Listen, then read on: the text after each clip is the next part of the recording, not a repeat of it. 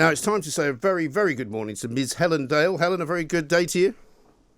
Good day to you, Mike, and it's lovely and sunny. Isn't it? I mean, I can't believe this It's weather. I great. mean, talk about Indian summer. I mean, it really is quite remarkable. We're told there are more Oh yes, storms on the horizon, of course, so don't get too comfortable.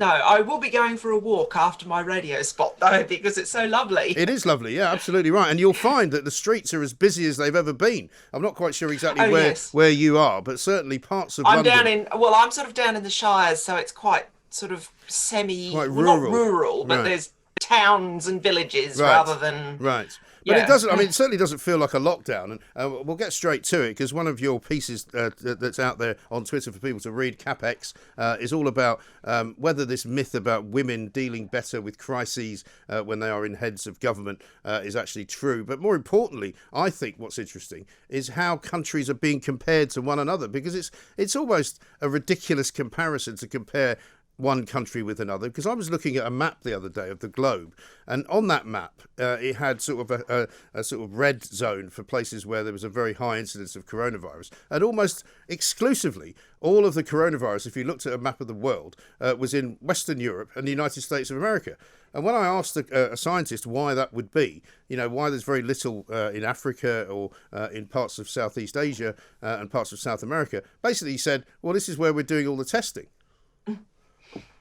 So there you are. Yes, yeah. The piece that I wrote, and Mike has very helpfully tweeted it out, and I will do another tweet, and you can retweet it and have a read of it. It's for Capex. It's unpaywalled. So it's free to read. It's not like some of my other pieces for the Specky or the Tory Graph where you have to be a subscriber. And I have to try to come up with cheats to let you into the article, like using the Australian link or something like that. Yeah. And basically, what I deal with in the Capex piece is something that I was quite uncomfortable in one aspect writing about it, because nobody wants to get up in public and say that, well, science mightn't be as rigorous as people think it is, and that we might need to be a bit more humble. So that was the part that alarmed me. But there were a number of myths getting around statistically, and they were myths, they were very bad, making claims that either countries run by women did better managing coronavirus statistically than countries run by men.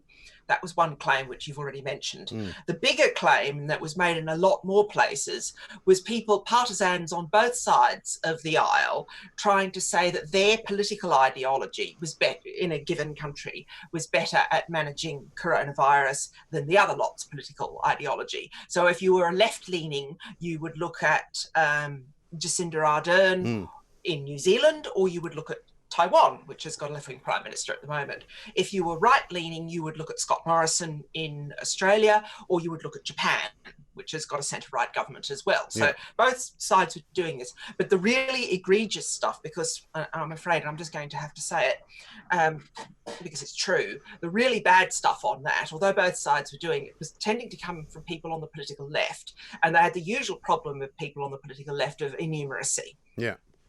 And so basically there were those two claims, and then there were the claims being made by various epidemiologists that the right way to treat coronavirus is with masks or with lockdowns or with quarantine or with none of those things, use track and trace, or all of these things, so on and so forth.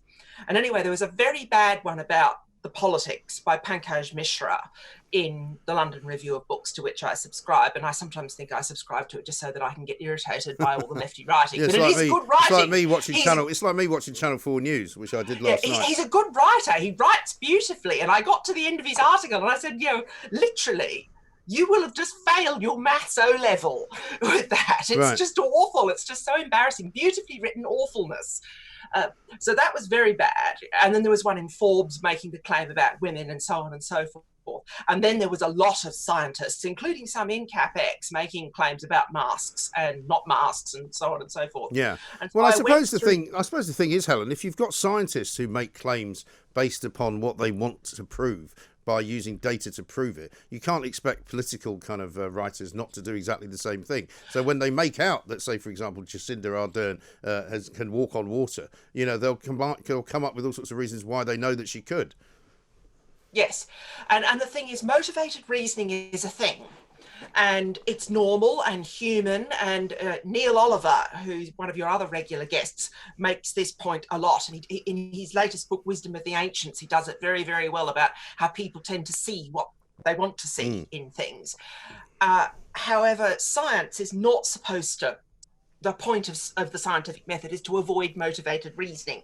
But as Neil Oliver points out, it's actually very, very hard to do that. Yeah. You have to switch off deliberately your motivated reasoning in your head in order to do science. And if the motivated reasoning comes back, your ability to do the science basically blows up all over you. Now, I've not said it anything like as eloquently as he does, but that's the guts of his argument. Well, I mean, it's like the argument that Noam Chomsky makes, isn't it? That basically all individuals, all humans have an inbuilt bias that they may not know anything about, no matter where they come from. And it's not about race, it's not about gender, it's just a general sort of, you know, you were brought up to be a particular individual, and your upbringing is going to feed into that. Well, yes, and sort of human beings are a bundle of traits, the same way that property is a bundle of rights. I mean, that's the analogy that I've used with law students in the past when I've taught them. And some people are a parcel of rogues, as you might say. Oh, I like that. That's a good one. But yeah, so what I did is I picked up on a point made by the chap from the Financial Times called Janan Ganesh, who wrote a very annoyed letter to the London Review of Books about Mishra's piece and just went through and poked holes in it. Yeah. And I've quoted him in my Capex piece. But I thought initially, and this is me having to own up to my motivated reasoning, I thought that, okay, politics doesn't matter. Whether you've got a big government, whether you've got a small government, whether it's a right-wing government or a left-wing government, you can be good, you can be crap. These things happen. Yeah. So ideology doesn't matter. And all of the theorizing that people have made about small states being more efficient or big states being more able and that kind, it all turns out to be nonsense. I expected to find that, and I did find that.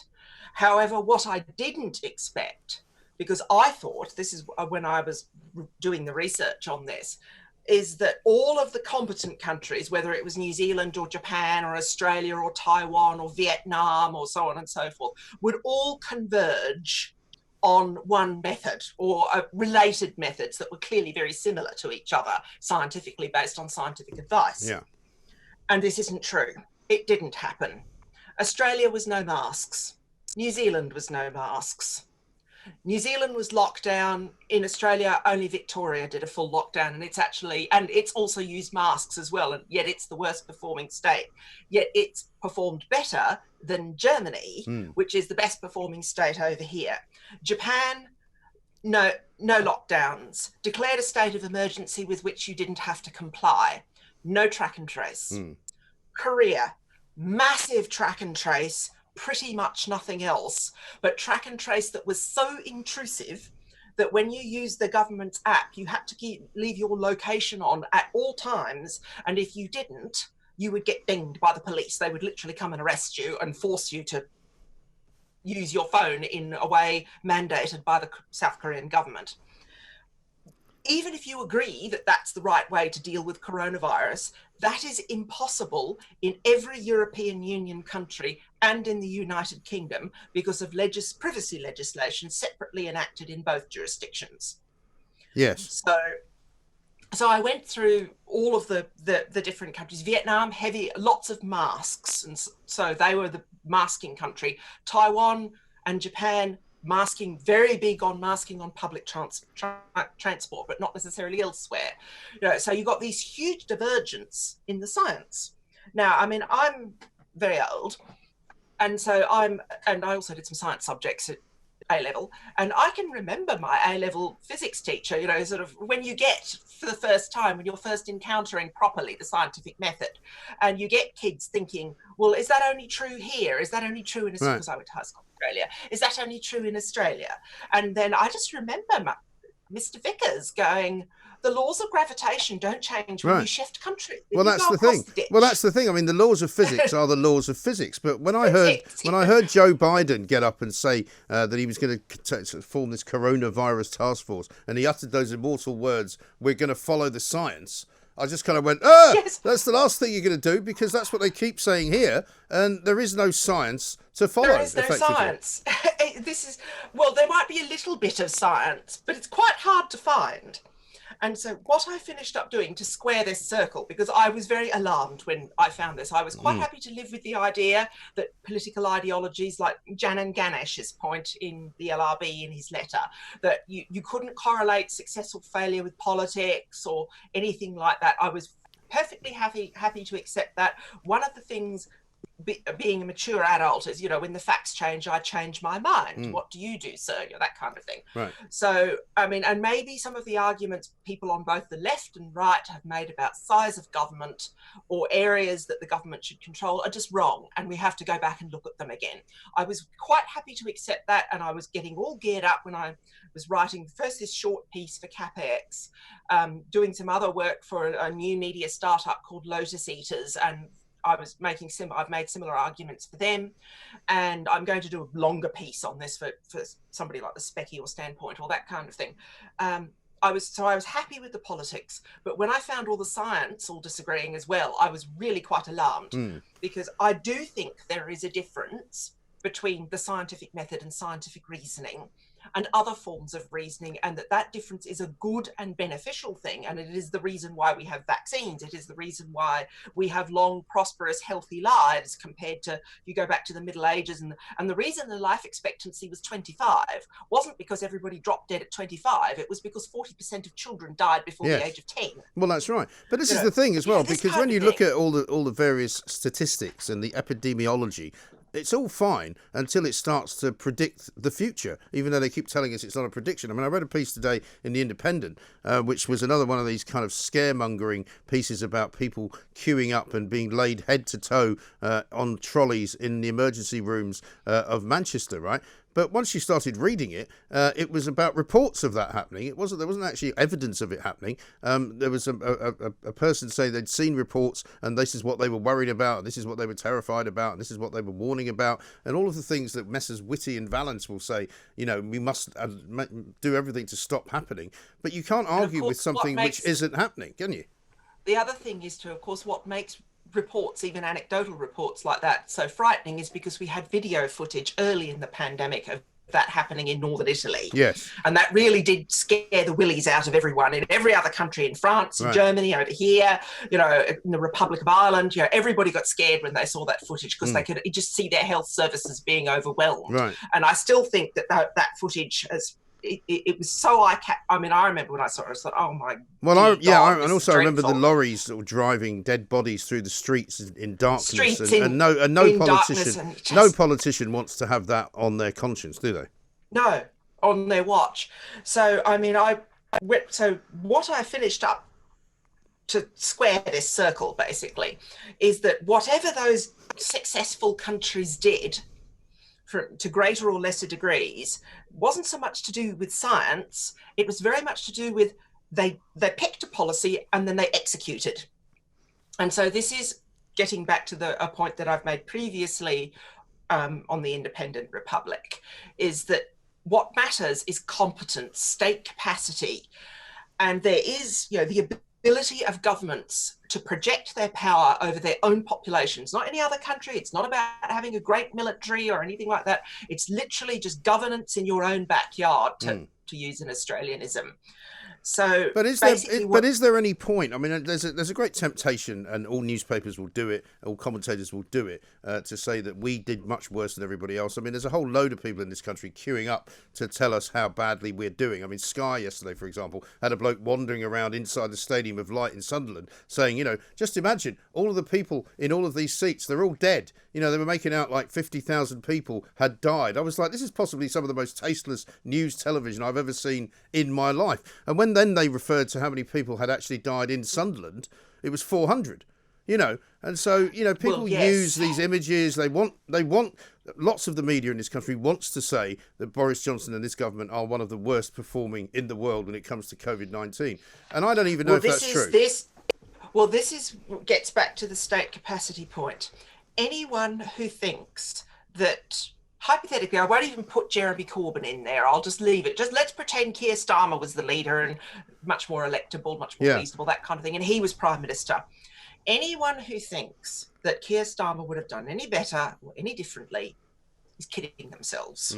Because the problem of low state capacity predates Boris Johnson becoming Prime Minister, and to return to reality rather than speculative fiction, Keir Starmer becoming leader of the Labour Party, and it probably predates the issues, the bad state capacity in Wales probably predates Drakeford becoming First Minister there. It doesn't probably predate Nicola Sturgeon. There is fairly good evidence that Alex Salmond was a much more competent First Minister than Nicola Sturgeon. He was and I'm not just saying that because he was First Minister when I was working in the Scottish Parliament. He just seemed to have a better grip on policy detail, and it was something you always noticed when you had to deal with him. Well, I mean, I had to do briefings for him, that kind of thing. I think he would have been much. I think he would have been much more reluctant to be so draconian as well. He was. That's why I was very surprised when the SNP went this illiberal, because that was not my experience of Scotland when Alex Salmond was First Minister. So this is what I mean about politics. Ideology doesn't necessarily help you, because here you are comparing two leaders of the same country from the same political party. So you've got a situation, and a very telling point, I don't know how true it is, but I would like to see more research done on it, was made by Mark Champion, who's one of these electoral systems wonks, a psephologist they get called in Australia, but I think he's British or French, I'm not sure. And Ivan Krastev, who's a political scientist and originally from Bulgaria. Now, they made a point in a very good piece for Bloomberg that Western countries that have struggled have also got problems with their electoral systems, and notoriously the United States has got problems with its electoral system. You can say that again. Regardless of where you stand on Donald Trump's allegations or so on and so forth, they truly cannot run a chicken coop. No. I mean, it's just dreadful. I mean, it's embarrassing. And so it has been proved, yeah. Oh, yes, it's just embarrassing, and all the jokes about hire the tellers from Sunderland and hire the Australian Electoral Commission to run your elections and that kind of thing. So now that's a very interesting and valuable point, and it holds consistently across all countries until you get to Vietnam, one of the best performing countries, and it's an autocracy. It doesn't have elections. Yeah.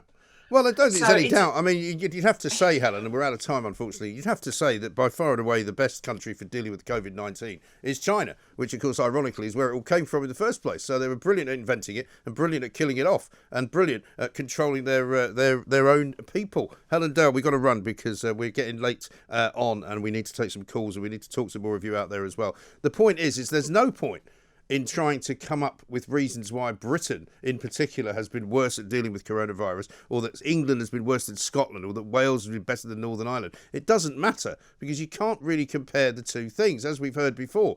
It's all very well. If you want to run a lockdown in China, you put a camera outside everybody's front door and you tell them to stay inside, otherwise they're going to shoot you. I mean, that pretty much means you're not going out for a sandwich, doesn't it?